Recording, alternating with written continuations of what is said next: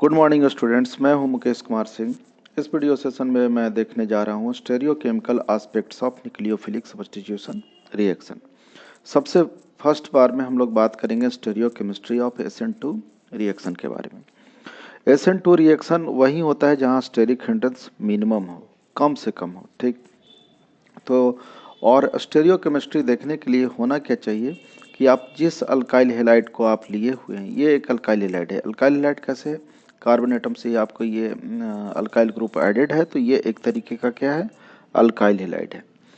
इस alkyl halide में आप देखें कि इस कार्बन के अराउंड इधर ब्रोमीन, इधर CH3 मिथाइल ग्रुप, इधर हाइड्रोजन और इधर इथाइल ग्रुप आपका जुड़ा हुआ है, ठीक है। तो ये जो कार्बन एटम है इसके चारों यानी टेट्रा वैलेंसी में अलग अलग ग्रुप और एटम एडेड हैं, तो ये कार्बन एटम आपका कायरल कार्बन एटम हो जाएगा और होता भी है, ठीक है। जब हम और SN2 रिएक्शन में होता क्या है कि स्टेरिक हिंड्रेंस कम होने के वजह से जो न्यूक्लियोफाइल है वो अटैक किसी भी डायरेक्शन से कर सकता है, ठीक है। और जनरली SN2 रिएक्शन में जो न्यूक्लियोफाइल हैं वो अटैक करते हैं जिस तरफ से लिविंग ग्रुप एडेड है उसके अपोजिट डायरेक्शन से।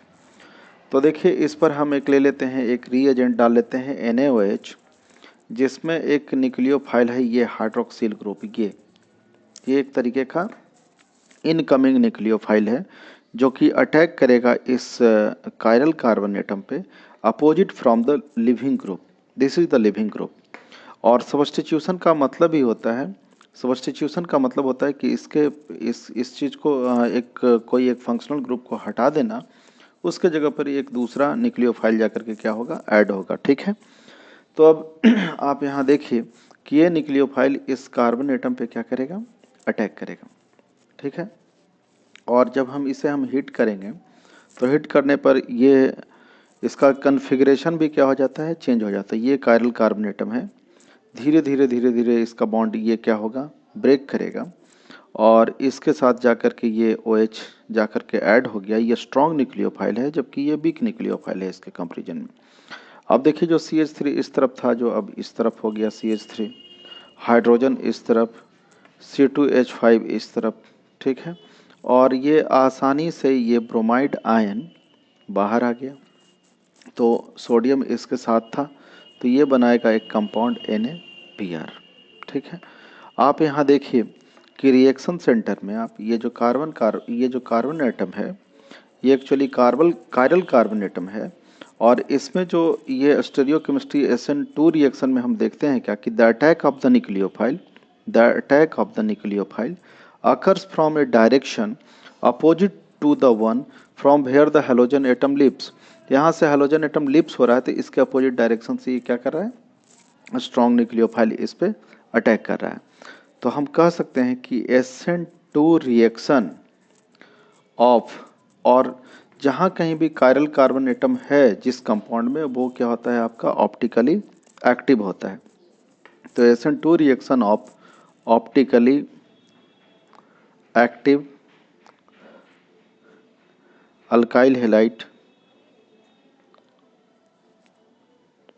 are always accompanied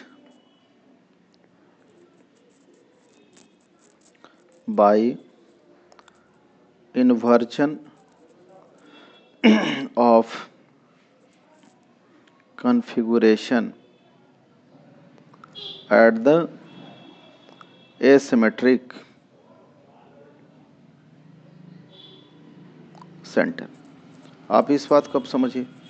आप यहाँ देखिए कि इसका इन्वर्जन ऑफ कन्फिग्रेशन हुआ कैसे।